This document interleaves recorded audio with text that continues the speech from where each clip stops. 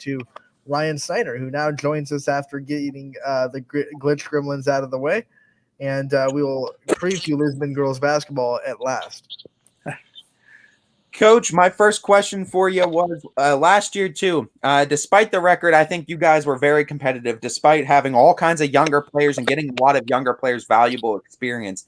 Going into this season, who are some of those players you expect to be big proponents of your team, as well as some of those players we might not be talking about right now, but you expect to get some significant playing time down the stretch? You're right. You're 100% right. We were really young last year. Even our juniors that were our leaders on our team were still young in varsity experience. We lost the year before, lost Izzy Perez and Maddie Liberati, who are both great players and two of the best to go through Lisbon. So we did get a lot of experience last year. Moving on to this year, I expect our three seniors to really step up: Parker Henthorn, Tabby Ketchum, and Madison Hafley. And then we've got a lot of sophomores. We only have one junior in the program, but we have a lot of sophomores that are coming up through that are really going to help the program. A lot of them played last year and got varsity experience throughout the year last year, which was huge for us. But we've got Cami Freeland that's going to come up, Serenity Stacy, Morgan Lively. And then we've got a couple extra coming off the bench that'll be Brooklyn Cousins and Hannah Weems. And they'll all have great potential. And it'll be fun to watch them develop throughout the year. It's already been fun to watch them develop from their freshman to sophomore year. Before we had you on, one of the names that we brought up was Parker Henthorn, and the size she brings to you guys, the physicality she brings for your team, defensive skill. We'll talk a little bit more about her and how important she's going to be for this program's success this year as a senior. Yeah, and last year, Parker and I, we talked a lot, and she didn't struggle to score. She struggled to get the scoring mindset because the year before she had Izzy and Maddie, who it was the whole offense was developed around them. So it was tough to get her out of the, hey, let's look for them and turn into a scorer. And towards the end of the season last year and then over the summer, it was a whole different Parker Henthorn. And just the first week and a half practice here, it's nice because she is looking to score every time she touches the ball now, which is a completely different and huge. That's going to be a huge help for us. And then defensively, she's a great communicator. And that's, you guys know how important communicating is on the defensive end. You have to talk. Everybody has to talk and communicate to be successful. And she brings that. And then she brings us extra energy that we need. It's almost the rah-rah person because she gets excited, and that excitement turns into excitement for the other players, and it just becomes contagious all the way down through the line. Talking about those younger players now, Coach, I've talked with various coaches that will say, too, that freshman to sophomore year, you see almost the biggest amount of growth typically from basketball players. So looking at these freshmen and all the summer work and all the work they put in the offseason, where are some areas of growth that you've seen from the freshmen coming into their sophomore years now? Just looking at them, you can see the growth physically, where they get those broader shoulders, and that's physical growth is huge. But on the floor, just the mind maturity and understanding the game of basketball, I was able to call out a couple offensive plays, out of bounds plays, and baseline out of bounds plays that last year took us 2 weeks to get down.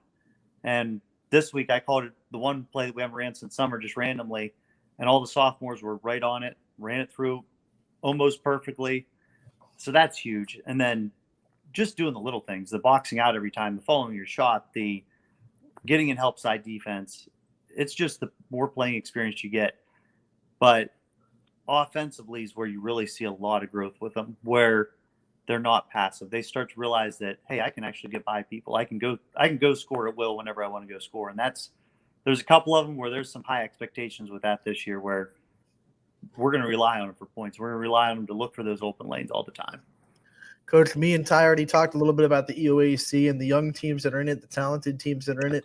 Talk a little bit more about this league and the schedule that you have put together and how it's going to challenge you guys. The EOAC, I think it's united at the top for sure. They bring back a ton, and they're going to be strong from top to bottom. I mean, they're just so long defensively. If you watch them play defense, they're all over the place. And those gaps that you should have, sometimes they just are able to read those passes really well. But I think United's going to be really tough. After that, Columbiana, Latonia, You've got the Rhodes girl down at Southern, and she's got some pieces around her that are going to help. And I think we're right in that mix of right there below United. I think that's really good. Our out of league schedule, we actually changed it already. We were Heartland. We had to drop one of their games. They overscheduled, so we picked up Western Reserve for them instead of the second Heartland game. So that's going to be a good test for us. We have Malvern. We open up the season with. We picked up Beaver Local this year. They're new on our schedule, so we've dropped a couple games, and we still have filled them in with some strong teams coming into us. Speaking of that schedule, speaking of all those games and a lot of exciting ones, what is the selling pitch for the most exciting thing about this Lisbon girls team as to why people should come out and watch them this year? What's going to be the most exciting thing about them? Hey, we're going up tempo, a lot more up tempo than we were last year. We want to play 8-9 girls, and we've got 8-9 girls that can play basketball. And we want to get out, run. Last year we played a lot of zone, just sat in a 2-3 zone, and it was painful to watch sometimes just because it was slow but it was out of necessity last year that we had to sit in zone because we had no man-to-man principles that would keep us in any games. So we're hoping that this year we can get a lot more up-in-your-face defense, a lot more trapping, a lot more running, get the ball out and fly. Coach, before we let you go, I do want to give you the time to kind of highlight your staff and the people that help you build this program. Who are on your staff this year, and who's helping you out? Coach Meek is our JV coach. She was actually the point guard for our 1989 state Final Four team.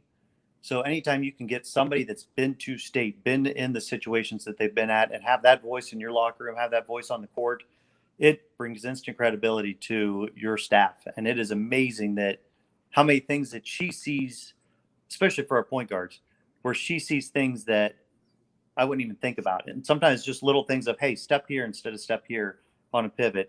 And it makes a world of difference. But she came in and, I mean, she's amazing with the girls and brings out that fun atmosphere, but still holds the girls accountable and just knows all kinds of things about basketball. She was a huge pickup for our staff. And then we have Coach Entrican, who was our coach before. He actually coached me in high school, and then him and I coached together for 10 or 12 years together. We've been together. So when he retired because of his job, he took over a manager spot in his job. So it was just a flip-flop on the bench of who was standing and who's sitting. So when you bring a coach that's been in state, and then you bring Coach Entrican, who's had over 200 wins at the varsity level, I mean, that's a really great staff. I mean, I couldn't ask for a better group of people on staff with me. Coach, thank you so much for taking the time to join us. We're glad that we got past a little glitch gremlins to try to give us trouble. We appreciate the preview of Lisbon girls basketball. We wish you the best of luck, and we know that as the season goes along, we'll talk to you again real soon. Hey, perfect. Thank you. Anytime you guys need me, thank you very much for having me. No problem, Coach. Thank Go you. Blue Devils.